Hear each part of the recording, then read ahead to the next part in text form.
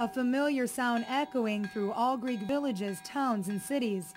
It's how many people can tell what time it is and reminds people the church's doors are always open. Whether young or old, faith here in Greece is strong. Many people do feel the need to visit the church at other times, not just Sunday. And it is part of their life and their growing up and their growing up in spirituality. The Church of St. John Chrysostom is located on the American Farm School's campus in Thessaloniki. It was built in 1954, which is new compared to most churches in Greece. However, an old world ambiance enchants visitors.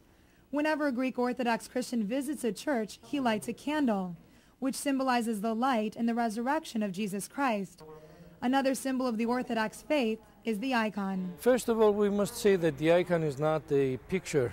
It is an image which attempts actually to show the beyond, that spiritual side of the person or the story that it tells. Stories many believe. Over time, Orthodox Christians have kept a set of traditions and rituals alive, a religion filled with mysticism that began almost 2,000 years ago. It is also here in Thessaloniki, the second largest city in Greece, that St. Paul ministered to the Thessalonians. Thessaloniki is home to the patron Saint Demetrios, who was born in 280 AD. People come from all over the world to honor the holy relics of this sacred saint.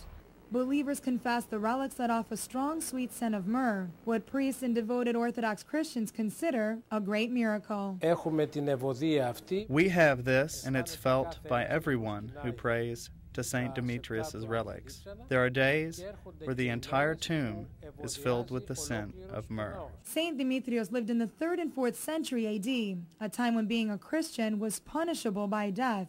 He was seized by Roman soldiers and imprisoned here in what was once a Roman bath. In his mid-20s, St. Demetrios was pierced to death, becoming a martyr of Christ. Christians built the original church directly above the saint's crypt in the 5th century. The beautifully ornated columns withstood the test of time, surviving great earthquakes and fires. But just as the saint fell to the hands of occupiers, so did the city. In 1430, the Ottoman Turks conquered Thessaloniki, and for over 400 years, the church served as a mosque for the Muslim invaders. The city was finally liberated on October 26, 1912, which ironically falls on the anniversary of the death of their patron saint, a sign for believers that St. Demetrios continues to work miracles. For Beyond the Olympic Flame, in Thessaloniki, I'm Marianthi Bombares.